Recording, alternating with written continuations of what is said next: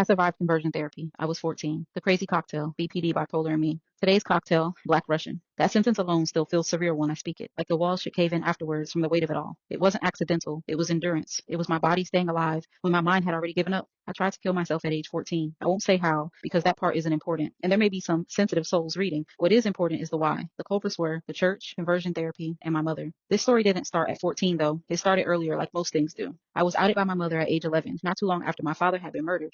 That word still feels pretty harsh in the pit of my stomach, so I will say killed instead. Anyway, she went through my things and found love letters a female friend had written to me. They were nameless on purpose. I already knew my mother wouldn't approve, especially given her position in the church. She was the minister of music, head choir director, highly visible, highly respected, highly concerned with appearances, always appearances, and I quickly became the family embarrassment. She's still embarrassed of me, even now, present day, if we're being honest. She just hides it better now. So naturally, I lied. I told her the letters weren't mine, that I was holding them for someone else. Lying felt safer than the truth, especially after what happened years earlier in third grade. I had given a girl I liked a Valentine's Day card. Her mother found it, saw it was from another girl, and suddenly parents were involved. Adults sat us down and explained how strongly they disapproved. I remember being confused. I thought it was sweet. I thought she was pretty, but leave it to the adults to strip the color out of children early. Pun intended, especially when they themselves are colorless.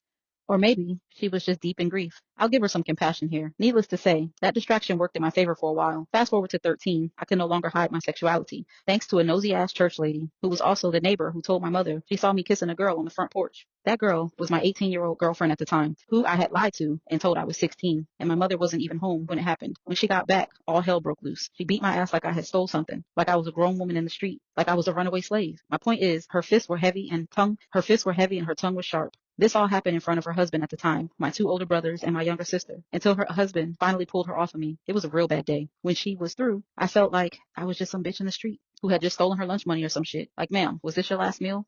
Ironically, it felt like mine, because everything, and I do mean everything, changed after that, and my life was never the same. If you want more details on this, you'll just have to read my book whenever I can find time to write it. My blogs, on the other hand, are meant to be more about processing rather than re-traumatizing by going into too much detail. After that, there was nothing I could say or do. No amount of lying, no fake boyfriends, no pretending. She knew. And once she knew, she decided I needed to be fixed. Conversion therapy began. Conversion therapy began shortly after my 14th birthday.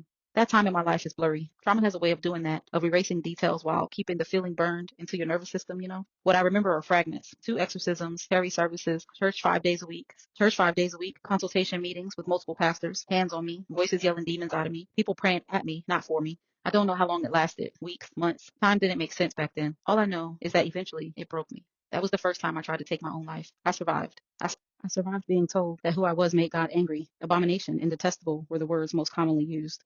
I survived being treated like a spiritual infection. Unfortunately, deep internal shame and guilt also survived. Sometimes my own existence still feels wrong at 35, but that's another story. The military helped break me as well, but more on that later because it deserves its own space. I survived a childhood where love was conditional and safety depended on obedience. I was raised by a mean lady who was at times selectively loving and highly hypocritical, cynical, judgmental, and the list goes on. No mother bashing here, at least not today. So I'm sure you could imagine my confusion growing up in such an environment. I survived my own mind turning against me at 14 years old, telling me, no, convincing me that I didn't deserve to live.